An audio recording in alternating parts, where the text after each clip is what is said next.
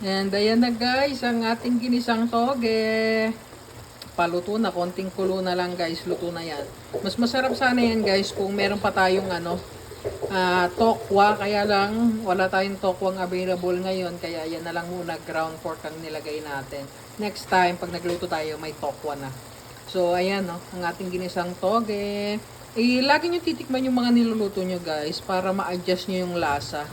Pagka tinikman nyo kung kulang sa asin, kung kulang sa alat, ganun, kung napasobra sa alat.